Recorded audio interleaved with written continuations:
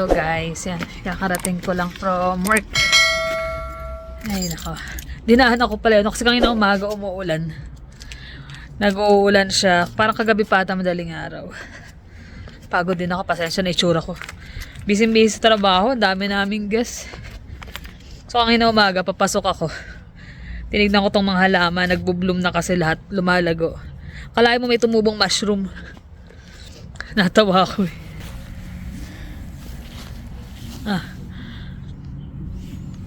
Yung itsura pa niya mukhang portobello mushroom. Ito pa isa oh. Nabiyak na nga. Laki oh. Mahugot. Hindi naman ako magdidilig today kasi ano eh. Umulan na nga. Pero since yung tinanggal namin yung takip, ang bilis niya lalong lumago. Ito nakakatuwa.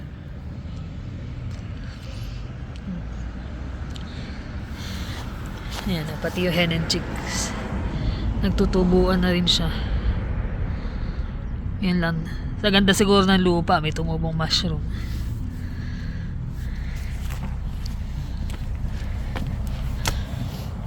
Ito yung paborito ko dyan eh, yung medyo ma-pink.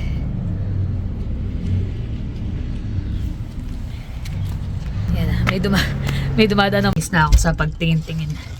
Baka akala nung mga anong ginagawa ko, nagbablog ako eh. May mga dumadaan na. Ayun o. Ang tahimik ah. Tahimik ang bahay. Tulog. Tulog pala. Pagod. Ano dear? Katulog? Naninibago? Naninibago sa pagpasok? Kaya na matulog ng ano. Matulog ng alanganin. Kaya idlip mo lang ba? Ha? Kaya idlip mo lang? Siguro. Siguro. Ay, Nanibago ang katawan. dami pa rin namin trabaho. Kailang araw din kasi na wala kang pasok, di ba? Dami pa rin eh. Kahapon, pumasok ka. Nakatulog ka rin eh, di ba? Yun ang kailangan namin baguhin talaga. Alin? Yung tulog. Yung tulog. Ako kanina, Aga kasi namin gumigising eh. hindi ako nakatulog ng ano, ng pag-alis niya. Sabi ko okay na rin siguro yung ganun para pagdating ng gabi maaga akong antukin. Ay, no. Pagod. Nanibago ko nga siguro kasi dahil ilang araw ko din hindi pumasok Wednesday, di ba? Hanggang 5 araw. 5 Long araw. weekend. Tapos long weekend na naman. Kailan ba kayo walang pasok? Sa Monday? Sa Monday. So 3 days. Wow, sarap. Tapos Thursday, Tapos Thursday, merong request na off. request na off ka dahil out-taking na namin sa 23. Yan, out-taking na. Sa Out-taking. wakas. Ay, naka. Ayun na. Ano. Teka, magluto muna ako. Bago namin ituloy itong vlog. Yung mabilisang luto lang. Grabe ang busy namin eh. Pagod pare-pare. Pasara na ng mag-aala sa eh. May umabol pa. Umabol pa ng mga guests eh. Sabi ko, patay. Sabi ko, ubos na yung ano. Takbo ako sa freezer. Kailangan mabilis ka mag-ano eh. Mag-isip na gumawa ng paraan kung ano yung pwede. Buti nga ganun. Eh, dun sa dati sa small town, mga gutom na gutom talaga. Darating, close na eh. Paglulutuin ka talaga eh. Ayun, dito naman kasi iba. Just lang nakatira. Hindi ka pwedeng sabihin mo, hindi na. Sarado na kami. Hindi. Dun din, hindi mo rin pwede sabihin kasi nagwawala sila eh. Mga rig guys. Doon kasi galing sila sa mga ano, sa rig. Kaya sobrang busy rin doon. Ay, no. Sige. So, okay, magluto muna. Anto ka pa? Huwag ka na matulog, ha? Hindi. Huwag ka na matulog. Ayun na. Nakakain na kami. Naantok na naman. Busog eh. Talaga pag busog. Nakakain na. Lalo pa ganyan. Medyo malamig na naman yung panahon eh. Lamig-init eh. Isang araw, ang init-init. Umulan kagabi. Ulan kagabi hanggang kanina umaga. Pag alis mo, ganun umulan pa rin eh. Kaya pag ano ko malamig. Ngayon mukhang ulan na naman. Kaya kagabi may aurora supposed to be uli dapat eh. Wala. Wala, umulan eh. Cloudy. Daming mga hindi nakakita. Nag-aabang na makita. Yung iba talagang nagpuyat pa eh. Yung iba lumabas pa ng Calgary, no? Para Hindi na natin expected, di ba? Kung dala natin susi, magdadrive na kami. Pagtingala, hindi, mayroon na rito eh. Dito lang pala, okay na eh. Parang nasa tuktok mo lang eh. Pagod eh. Pagod. Parang ano eh, yung nanibago ka uli sa trabaho. Pero ganun talaga eh, di ba? Magkakasakit ka, Tsaka yung babalik kahit ka. naman noon basta pagka nag-change ng weather. Ayan, kita nyo, sisingot-singot na naman. Basta nag-change ang weather, siya talaga ang unang natatamaan. Medyo sinisipon-sipon. Actually, mas okay na nga siya ngayon. Pero nung Mga sa Korea dati ka, di talaga, ba? Tsaka sa Pinas. Pag nagkasakit yan, talaga naman. Wag lang din di mainitan o lagnat. So, since noon pa, gano'n na talaga siya. Parang nung nalipat tayo ng Worsley, no? Doon siya. Parang bihirang-bihira na magkasakit. na-adjust na yung katawan mo doon sa ano eh, sa climate dito eh. Kahit pa paano. Ang problema na lang yan nga yung syempre pagbalik mo hindi ka naman bibigyan ng madaling trabaho dahil nga galing ka sa sakit. Syempre, trabaho pa rin yan. Kaya ka bumalik, ibig sabihin, okay ka na. So, yun. Hindi na naman pwedeng sabihin, antayin mo na lang sa bahay ka. Kasi hindi naman kami pinanganak na mayaman. Tapos, ang daming bills. Kaya kahit sabihin mong gusto mong magpahinga na muna, hindi pwede. Although matagal na, 5 days din naman yung pahinga niya. At saka talagang syempre, yung naninibago katawan niya, plus yung tulog talaga namang binabago namin. Tapos yung dumbbell nga na binili namin, ginagamit na paunti-unti. sabay. Tapos walking, nakakapag-walking na kami ngayon. Kahit na 30 minutes. Kahapon, saglit lang din eh. Umikot lang kami. Doon sa dinaanan namin last time. Ulan eh. Pagdating namin sa kalagitnaan, lakas o hangin, naka-jacket pa kami. Tara na, abutan tayo ng ulan. Mga naka-chinelas lang kami. At least, nakalakad tayo. Hindi, tsaka yung syempre, yung mga kagaya natin, di ba? Minsan, hindi naman tayo nagpaplastikan na hindi ka nagre-reklamo, di ba? Minsan, Dumarating tayo sa punto sa punto na nakakapag-complain ka o nagre-reklamo ka. Kahit sa sarili mo lang, di ba? Nasasabi mo, ang hirap-hirap naman ng trabaho ko na ito. Nakakapagod na, nakakasawa na. Yung iba, ganyan. Marami tayong mga complaints sa sarili natin o sa buhay natin. Hindi naman din perfecto, di ba? Kumbaga dumasa punto na nagkakasakit ka, nanghihina ka. Tapos sa trabaho mo, mahirap kumita, ganyan. Kaya lang minsan mag-isip ka rin na parang outside of the box nga sabi nga, di ba? Tumingin ka rin sa paligid mo. Tumingin ka sa mga taong naglalakad, ganyan. Bibili ka ng kape sa Tim Horton, no? Sa magkano yung sinisweldo ng mga yan, di ba?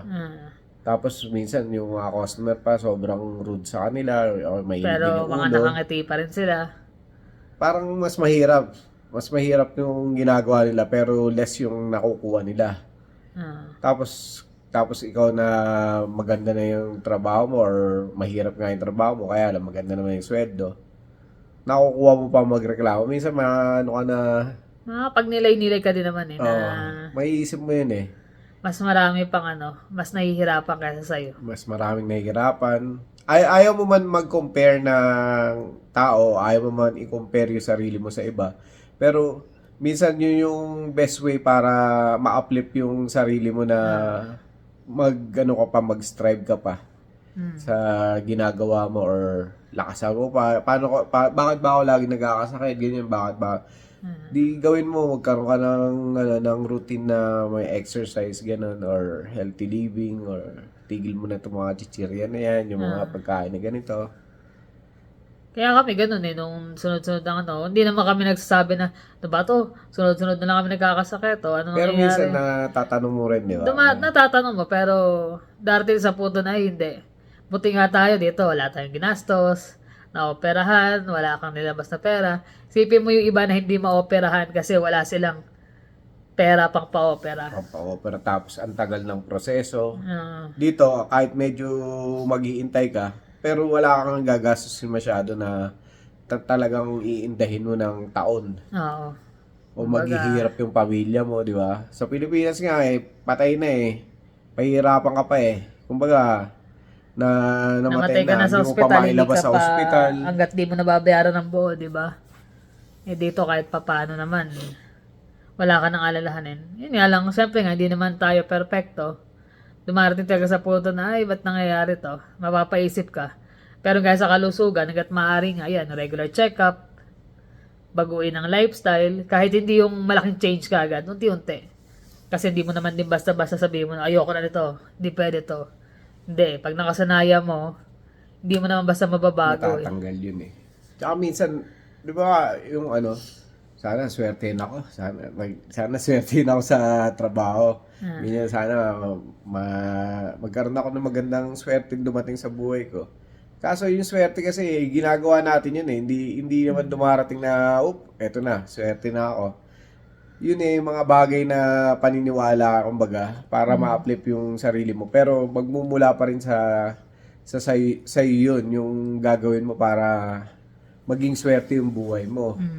Pero yung yung nandito ka na sa Canada, ikaw na yung gagawa talaga ng paraan mo eh. Paano ka asenso? Nakarating ka na nga dito sa libo-libo o milyon-milyon nag-a-apply para makapunta rito eh. Na-aprobahan ka, di ba? Yung palang blessing na eh. Yung pala blessing na. Yun nga lang nung na nag-apply ako dito noon sa trabaho, di ba? Hmm. Ang daming Nag-a-apply. aplikante noon, di ba? Mga nagbabarko, ilang taon na sa hotel. Samantalang ako noon, nag-apply ako rito, parang 3 years pa lang ako nagtatrabaho sa kitchen. Ako yung pinalad na napunta, napili. 7 kami sa dami nung nag-apply na napili. So doon palang blessing na eh. Babalikan mo yung mga moment mo na ganun. Blessing yun. Blessing talaga. Yung mga ganun. Kung ano man nangyayari ngayon, lilipas din yun. Kaya nga, yung mga pagsubok sa buhay kasi, yun yung nagpapatatag sa atin eh. Kasi pag nalagpasan mo yun, mas matatag ka na sa susunod eh. Mas matibay ka na eh. Hindi na mangyayari sa iyo nangyayari sa yung pagkakamali mo na uulitin. Minsan sa atin na rin yung problema nun eh. Parang, bakit ako paulit-ulit na itong ganitong klaseng problema? Dapat magkaroon ka ng initiative na gumawa ka ng solusyon. Hindi yung papabayaan mo lang, darating din yun, ganyan. Hindi talaga eh. Hindi. Kaya kailangan maging pabagsakin ka man nga ng 100 times. Kailangan 101 o 110 Higit pa. ka, nababangon. Nababangon. Kasi pag pinabayaan mong bumagsak ka na, mababaw ka na sa pagbagsak mo na yun eh. Hindi ka Kasi na doon dumarating yung nag-iisip ka ng ay ganito. Hindi, isipin mo, kaya ko to. Kaya namin lagpasan to. Basta kumpleto kayo ng pamilya at nagtutulungan eh. Kami nga, sunod-sunod na eh. Within a year nga, after nung balik namin galing ng Pinas, tapos nag-surgery ako, wala na, sunod-sunod na nagkakaroon ng ganito, ng ganyan. Pero ano pa man, di namin iisip na Hindi namin iniisip na malas. so, Hindi namin iniisip na baka may mga ganitong elemento or kung mga ano-ano nangyayari. Kasi pag iniisip ko na ganun, ano solusyon ng gagawin mo doon, di ba? Anong bagay ang gagawin mo doon? Wala kang magagawa, di ba? Darating, kundi lumabang ka na lang. Labang ka, kapit sa Diyos, magdasal. Yun ang talagang pinakamagandang Tapos solution. talagang baguhin ang lifestyle, hindi man drastic ang pagbabago. Unti-unti hanggang sa makasanayan na yun. Magiging mas madali na. Kahit yung mga bata ngayon, sinasabi namin kailangan, sa edad nyo na yan, kailangan natututo na rin kayo sa buhay. Dahil hindi na naman na habang panahon, nandito kami ng daddy nyo. Tsaka yung laging dalangin ko pag ako nagdadasal. Even though na syempre private na yun. Kumbaga, dapat hindi ko na sinasabi. Pero dinadalangin ko na sana bigyan nyo pa kami ng tibay, kakalakas na para lagpasan yung mga pagsubok sa buhay. Lagi naman ganun eh. Kasi wala ka man talaga ba tatakbo ako siya lang, di ba? Tsaka wala ka naman ibang hihilingin pa eh. Kung tutusin, hindi naman kami ganun kayaman, hindi naman kami mahirap. Hindi naman kami naghihirap. Kumbaga kahit paano naman. Kung ano yung meron namin, yun na yun. Minsan nga nakaka-amaze din. Sa dami ng pinagdana, sa dami ng nagasto, sa dami ng, lalo kababalik lang namin galing Pinas, parang sunod-sunod.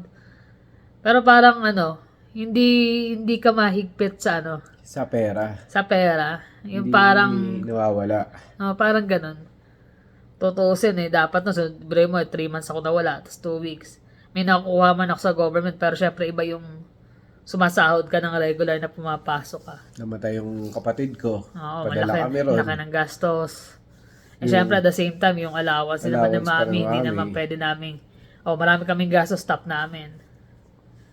Baga, dire-diretso yun. Hindi kami nag-miss kahit isang beses. Pero hindi kami nakaramdam na uy, wala na tayong pera, ganito, sagad na. So, doon pa lang ay, blessing na. Siguro, dahil nga hindi rin naman kami nagre-reklamo na, anong mangyayari sa atin, ba't ganun? Ba't hirap na hirap tayo sa buhay? Hindi. Tara, lang, tuloy-tuloy lang. Trabaho lang, ganyan. May ganito kailangan bilhin, may ganito kailangan, ganyan, gawin natin. Oo. Di naman kami sobrang tipid na pag kami nagustuhan kahit papano. Nakakain naman namin. Ang kagandahan dito rin, nakakain mo yung gusto mo. Oo. Gusto mo magano ng mga bagay-bagay na. Ngayon, hindi na masyado ay. Ngayon, kahit gustuhin namin, ingat. Actually nga, yung grocery namin last time, 3 weeks na eh. Etong Friday pa lang uli kami mamimili. Parang ang tagal. Dati, 2 weeks. Talagang wala ka nang makita sa rep eh. Simot na yan. Bagay pati yung mga bata, Mga bata, hindi na rin nagkakain eh. Para Tapos ano na sila sa volleyball tsaka basketball. si Jermaine sumasama na. Monday ba? Monday tsaka Friday kasi nagba-volleyball si Jonas. So yung sumasama. Tapos ngayon nga, dahil nga umulan, hindi sila nakapag-basketball. Usually, pagka ganyan, lumalabas sila eh. Tsaka yung natin eh, yung sa katawan natin, tayo rin yung yung kumbaga gumagawa ng problema natin eh. Yung kinakain natin, lahat ng ini-intake natin dapat talaga yun natin, yung isipin In muna. moderation talaga. Oo. Tsaka yung mga, lalo sa edad natin ngayon, hindi na bumabata.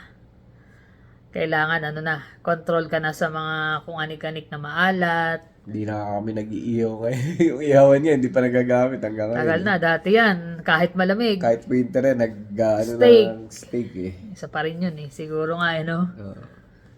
lahat ng gusto ko ng ganito. Yun ang mahirap kapag ka naman marunong ka magluto. Minsan kasi, gusto ko ng ganito. Luto. Ribeye palagi, puja. Bibili ka ng ganito. Ay, ngayon, di na eh. Niloloko nga. Sabi ko, may may tumubong portobello mushroom sa labas. Ribeye. Ay, kung gusto mo ng gusto mo ng steak. Tawa siya eh. Yan, Joke lang naman yun. Tatapo ko. Malay ko box ang galing. Ba't nagkaroon ng mushroom na ganun dun sa labas? Ang bilis eh, no? Biglang tumubo. Nung nagtanggal tayo, wala pa Pero yun. masarap yan, yung portobello na yun. Ihaw Parang na. karne rin. Yun na lang kaya iihaw. Huwag ka na mag-ihaw ng Pwede steak. naman eh. Ang lasa nun. Lasa steak. Hindi, masarap, di ba? Lalo pag titimplang ko lalagyan ko ng thyme, ng steak seasoning. Tapos may mushroom. Vegetarian, Dati di ba? nung nasa Onion Pilipinas mushroom. pa lang kami, lagi ako kumakain doon sa kung yung mga nasa Pilipinas, yung budi na Yung restaurant. vegetarian na, Oh, sa vegetarian Meron sa, yung mga kare-kare nila, puro mushroom yung yung mga yung yun, sa may food court yun. food Meron court. pa ba? Wala na yata eh. Wala na ata. Kumbaga lahat siya mukhang karne, pero di siya karne. Oo. Sarap nga din eh. Vegetarian. Oo nga no, nung may tayo wala na ako Hindi nakita. ko napansin. Pouchin. Hindi na masarap eh. Hindi na gano'ng kasarap. Siguro nag-iba na rin talaga eh. Yun lang naman, na-share lang naman namin. Kaya yung mga nag-struggle o yung may mga problema, unang-una talaga advice, magdasal kayo, mataimtim, ganyan. Yan, humingi kayo ng guidance, mga ganun. Tapos, Guidance, lakas ng lakas ng loob, loob, lakas tibay, ganyan. na Mga lumaban sa problema. buhay. Nakikiramay nga pala kami doon sa isang subscriber namin. Hindi namin inaasahan na siya. Wala, Mawawala siya. nag-post lang yung anak na eh. Nag-post lang yung anak niya si Si Sis Raisa. Raisa Kaya pa Magbuhat. nagtataka ako, parang wala na siyang message siya. Kasi nagbe-message siya lagi kay Carla. Natutuwa daw siya sa aming mag-asawa. Tiga California sila, di ba? California. Oh. Tapos nagulat na lang kami, naka-post. Yung anak nag-post ng yung funeral ng mom niya. Bata pa, 50 lang siya eh. 56, 57. Nakakalungkot kaya isipin eh. Kahit Kasi sabihin yung hindi namin kasi kayo kilala personally. Parang pag yung usual namin na nakaka-message, nagko-comment, nagtataka rin kami, bakit walang comment si ganito? Minsan mako-concern ka eh, di ba? Lalo pag yung mga personal messages. Pag hindi nag-message siya, parang, ay, kamusta kaya? Lalo na yung mga nagpe-personal message Ah. kasi yun talaga, alam mo na totoo yung tao na kausap mo, ganyan. Alam mo, andun siya. Ah. Kaya minsan magtataka ka eh, ba't wala atang message? Kaya pala yun pala, kaya walang message kasi yun na, wala na siya. Hindi namin alam kung anong Sa cause of death sa niya. family niya, condolence, nakikiramay Condolence. kami sa inyo. Ay, nako, ganun talagang buhay, di ba? Minsan, Hindi bigla. mo akalain. Tsaka mukhang healthy siya talaga eh, di Healthy ba? talaga. Outgoing nga eh. Tsaka ano siya, lagi niya kasama nga yung mga anak niya dahil mga binata. Ay, kakakasalan pala nung anak niya isa. Health is wealth talaga.